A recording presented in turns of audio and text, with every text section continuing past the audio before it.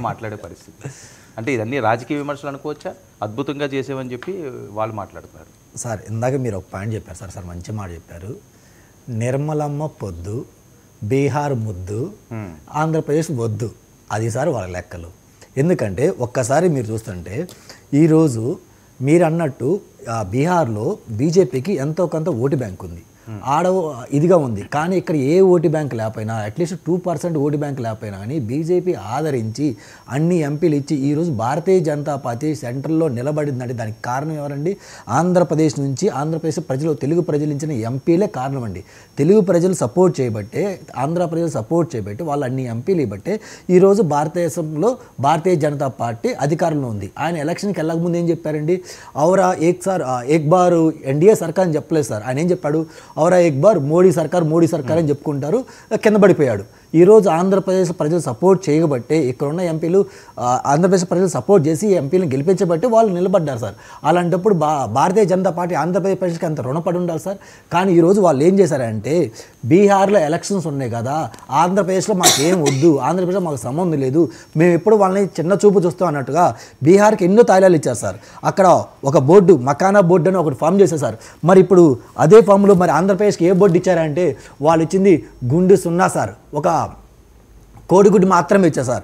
ఇంకా పోతే బీహార్కి ఏమి ఇచ్చారంటే national institute of food technology ఇచ్చారు సార్. మరి ఆంధ్రప్రదేశ్ ప్రభుత్వం కానీ ఇక్కడున్న ఎంపీలుగా ఏం సాధించారంటే ఒక కోడిగుడ్డు మాత్రమే సాధించారు సార్. ఇప్పటికి 2 కోడిగుడ్లు మనం సాధించారు ఆంధ్రప్రదేశ్ బడ్జెట్ నుంచి. నెక్స్ట్ పోతే అక్కడ ఏమి ఇచ్చారంటే గ్రీన్ ఫీల్డ్ ఎయిర్పోర్ట్ సార్. ఇంకా ఎంత సిగ్గుచేటంటే ఇక్కడ ఏవియేషన్ మినిస్టర్ ఎవరంటే మన కూటమిలో ఉన్న తెలుగుదేశం పార్టీకి సంబంధించిన ఒక ఎంపీ సార్. మనం ఎయిర్పోర్ట్ మినిస్టర్గా ఉండి మనం ఏం సాధించలేకపోతే బీజేపీ సర్కార్ అక్కడున్న బీహార్కి ఏమి ఇచ్చింది అంటే ఒక గ్రీన్ ఫీల్డ్ ఎయిర్పోర్ట్ ఇచ్చింది సార్. ఇన్ఫ్రాస్ట్రక్చర్ ప్రొవైడ్ చేస్తే మనకి ఏమి ఇచ్చారంటే ఇక్కడ కూడా ఒక గుడ్డే ఇచ్చారు సార్. ఎన్ని కోడిగుడ్లు తెచ్చారు సార్? వీళ్ళు ఎన్ని కోడిగుడ్లు ఇచ్చినా కానీ మనకు వాళ్ళు గుడ్డే ఇస్తున్నారు సార్. ఇంతకుముందు ఆదరించకపోయినా అదే చేస్తారు, ఆదరించినా అదే చేస్తారు సార్. గుడ్డు అంటే మంచిదే కదా. ఏం సార్ ఏం మంచిది? కోడిగుడ్డు అంటే ఏం వీలేదండి సార్, గుండు సున్నా సార్ వాళ్ళు ఇచ్చింది మనకి. ఇంకపోతే సార్ వీళ్ళ నిధుల్లో సార్ అమరావతి రాజధాని గురించి ఏమన్నా ప్రస్తావించారు సార్? అసలు అమరావతి లేదంటే ఆంధ్రప్రదేశ్ పేరు తలచడానికే మేబీ నిర్మలమ్మ భయపడుతున్నారా లేదంటే చిన్న చూపు చూస్తున్నారా ఏం అర్థం కావట్లేదు సార్. ఇంకపోతే ఇంతకుముందు ఆంధ్ర బ్యాంక్ అనే బ్యాంక్ కూడా తీసేస్తారు సార్. అంటే ఆంధ్ర ప్రజలన్నా తెలుగు ప్రజలన్నా అంత చిన్న చూపు మనకు అర్థమవుతుంది సార్. వెనకబడిన జిల్లాలకి ప్యాకేజ్ ఇస్తాను అంటున్నారు సార్. ఇంతవరకు ₹1 ఇచ్చిన పాపాను పోలేదు సార్. విశాఖ మెట్రో స్టేషన్కి ఏం చెప్పలేదు, లేదా విజయవాడ మెట్రోకి ఏం చెప్పలేదు సార్. అట్లీస్ట్ కనీసం వీళ్ళు మనం ఎంతో కోరుకున్న అమరావతికి ఏమైనా చేస్తారా వెయిట్ చేస్తాం, కానీ అమరావతి పేరు కూడా వీళ్ళు ప్రస్తావించలేదంటే ఆంధ్రప్రదేశ్ ప్రజలను కానీ లేదంటే ఆంధ్ర ప్రజలను ఎంత చిన్న చూపు చేస్తున్నారో మనకు అర్థమవుతుంది సార్. Right, okay. శేఖర్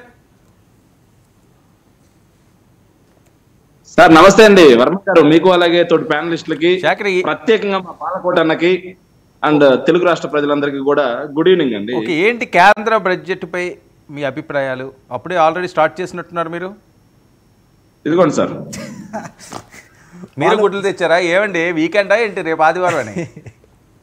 ఇదిగోండి సార్, మా నాగార్జున చెప్పినట్టుగా